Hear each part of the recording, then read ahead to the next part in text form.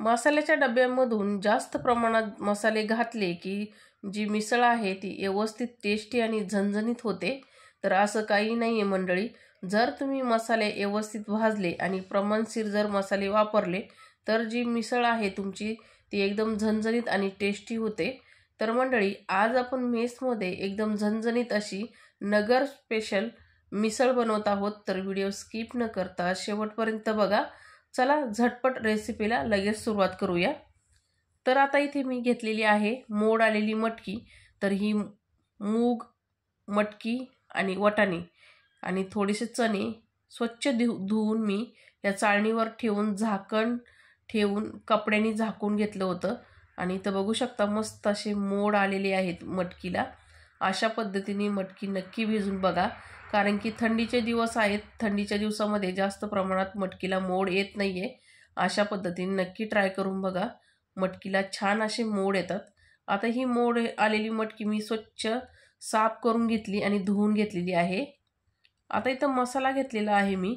तर मसाला किती घेतलेला आहे ते मी तुम्हाला सांगते। तर इथे मी 2 कांदे उभे चिरून घेतलेले आहेत। तसेच सुक्या खोबऱ्याची 1 वाटी घेतली छोटी, उभे चिरून घेतलेली आहे ती। नंतर इथं 2 कांडे इतकं लसूण घेतलेला आहे आणि 2 तुकडे अद्रकचे घेतलेले आहेत, मोठे तुकडे आहेत 2। तसंच इथं पिकलेला 1 टमाटर घेतलेला आहे कट करून मी, आणि 2 हिरव्या मिरच्या घेतलेल्या आहे आणि थोडेसे खडे मसाले घेतलेले आहेत। दालचिनीचा तुकडा, 1 चक्री फूल, 3-4 लवंगा, 3-4 काळी मिरी घेतलेली आहे आणि मूठभर मी इथे कोथिंबीर घेतलेली आहे। आता हे वाटण आपल्याला भाजून घ्यायचं आहे चांगलं। आता हे जे वाटण आहे ते व्यवस्थित भाजलं गेलं पाहिजे। जर वाटण तुम्ही जास्त प्रमाणात जाळलं तर जो रस्सा बनवू आपण ते कडसर लागतो। म्हणून पॅन गरम झाला, गॅस लगेच स्लो करून घेतला मी आणि त्यामध्ये खोबऱ्याचे काप टाकून थोडंसं तेल टाकून एकदम स्लो गॅसवरती हे खोबरं जे आहे ते गुलाबी रंगावरती भाजून घेत आहे। गॅस मात्र स्लोच ठेवायचा। तर इथे बघा एखादा अर्धा मिनिट लागला फक्त मला हे खोबरं भाजायला। तर गुलाबी रंगावर खोबरं भाजले, मी काढून घेतलं। त्याच पॅनमध्ये मी उभा चिरून घेतलेला कांदा घेतलेला आहे आणि कांदा पण आपल्याला जास्त प्रमाणात जाळायचा नाही आहे। गुलाबी रंगावरती कांदा चांगला व्यवस्थित भाजून घ्यायचा। तरी त्याच्यावरती तेल टाकून घेतलं 1 अर्धा चमचा मी, आणि जो कांदा आहे तो पण आपल्याला एकदम मीडियम गॅसवरती चांगला भाजून घ्यायचा आहे गुलाबी रंगावरती। आता कांदा गुलाबी रंगावर भाजून झालेला आहे, कुठेही जाळायचा नाही आहे कांदा। त्याच्यामध्ये 2 हिरव्या मिरच्या टाकून घेतल्या, जे खडे मसाले आहे ते पण टाकून घेतले। आता हे व्यवस्थित परतून घेऊया आपण। आता हे परतून झाल्यानंतर त्यामध्ये पिकलेला टमाटर कट करून घेतलेला आहे मी, तो याच्यामध्ये टाकून घेतलाय। तर पिकलेला टमाटर यासाठी वापरायचा की जी आपण तरी आहे भाजीला ती व्यवस्थित येते मग मिसळला, आणि टेस्टी बनतो टमाट्यानी रस्सा जो आहे तो। आणि आता हे सॉफ्ट झाला टमाटर, त्याच्यामध्ये लगेच भाजलेलं खोबरं टाकून घेतलं, मिक्स करून घ्यायचं व्यवस्थित असं। आता इथं मी गॅस बंद करून घेतलेला आहे आणि त्याच्यामध्ये मग मी लसूण, अद्रक आणि कोथिंबीर टाकली। आणि हे जे वाटण आहे आपल्याला आता व्यवस्थित थंड करून घ्यायचं, नंतरच मिक्सरला फिरवायचं आहे। आता हे थंड झाले वाटण चांगलं, मिक्सरच्या भांड्यामध्ये मी काढून घेतलं। गरजेनुसार पाणी टाकायचं आणि याची बारीक पेस्ट तयार करून घ्यायची चांगली। तर इथं आता मिक्सरला वाटून घेतले मी वाटण। कढई ठेवलेली आहे, जाडबुडाची कढई वापरायची इथं, आणि 1 अर्धी वाटी इतकं मी तेल घेतलेलं आहे। तेल थोडंसं जास्त घ्यायचं, मिसळला तेल जास्त थोडं वापरलं का तरी पण तेवढी छान येते मग। तेल गरम झालं, 1 चमचा मोहरी, 1 चमचा जिरं चांगलं तडतडून द्यायचं चांगलं।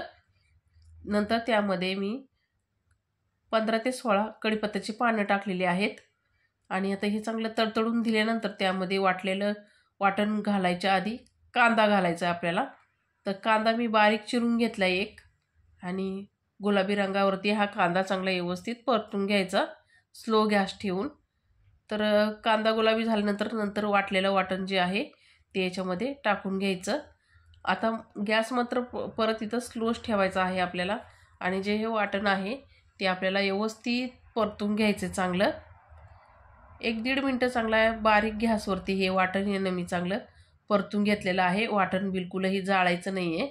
आता याच्यामध्ये आपल्याला टाकायचे आहे सुके मसाले.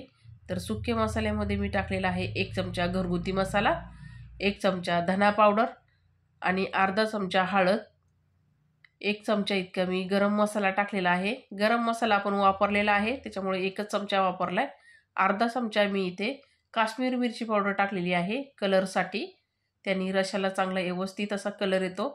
तर स्लो गॅस करून हा जो मसाला आहे मी तेल सेपरेट होईपर्यंत परतून घेतला आहे चांगला.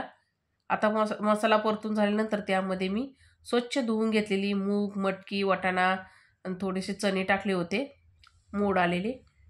तर हे स्वच्छ धुवून याच्यामध्ये टाकून घेतलं. आता ही मूग, मटकी, चणे, वाटाणे तुम्ही सेपरेटसुद्धा शिजू शकता, पण मी याच्यामध्येच घातलेलं आहे. मिक्स करून घ्यायचं मसाल्यामध्ये चांगलं. आता याच्यामध्ये आपल्याला पाणी गरम करून टाकायचं आहे. तर तुम्हाला जेवढी ग्रेव्ही हवी आहे तेवढ्या प्रमाणात पाणी टाकायचं आहे. तर मी इथे 2-2.5 तांबे इतकं पाणी टाकलेलं आहे. गरम करून टाकायचं पाणी चांगलं, म्हणजे जी रश्याची टेस्ट आहे ती बदलत नाही आणि कलर पण चांगला येतो मग मिसळला. तर मिक्स करून घेतलं गरम पाणी टाकून. आता हे मिक्स करून चांगली एक बारीकशी उकळी काढून घ्यायची आणि उकळायला लागला रस्सा तर त्याच्यावरती झाकण द्यायचं. मिडियम गॅस ठेवून हे आपल्याला शिजून घ्यायचं आहे, कारण की आपण सेपरेट शिजवलेलं नाही आहे म्हणून थोड्या वेळ जास्त लागण आपल्याला, कारण की वाटाणे, चणे थोडेसे हार्ड असतात शिजण्यासाठी. तर आता इथं मी झाकण काढून बघितलं तर आपले चणे, वाटाणे शिजलेले आहेत चांगले. आता याच्यामध्ये आपण चवीनुसार मीठ टाकून घेऊया. तर 1.5 चमचा इतकं मीठ टाकलेलं आहे मी. आणि आता मीठ टाकून झाल्यानंतर आता याला मिक्स करून घेऊ चांगले व्यवस्थित. आणि लगेच बारीक चिरून घेतलेली कोथिंबीर टाकलेली आहे. कोथिंबीर टाकून याला चांगली एक बारीक उकळी काढून घेऊया, म्हणजे आपली जी मिसळ आहे ती खाण्यासाठी रेडीच झालेली आहे. मिक्स करून घेऊया आणि एक बारीकशी उकळी काढून घ्यायची. आता इथं मिक्स करून मी चांगली एक बारीकशी उकळी काढून घेतलेली आहे. तर आपली इथं जी झणझणीत नगर स्पेशल जी मिसळ आहे मंडळी ती तयार झालेली आहे. तर आता ही तयार झाल्यानंतर आपण लगेच ताट तयार करून घेऊया. तर मंडळी इथं आपण झणझणीत आणि तेवढीच टेस्टी अशी नगर स्पेशल मिसळपाव बनवलेली आहे. तर मग तुम्ही कशी मिसळपाव बनवता ती पण कमेंटमध्ये लिहा. मी कशी बनवलेली आहे ती पण कमेंटमध्ये लिहा. तर या तुम्ही पण मिसळपाव खायला. चला तर भेटूया दुसऱ्या रेसिपीमध्ये. तोपर्यंत मस्त खा, स्वस्त राहा. धन्यवाद.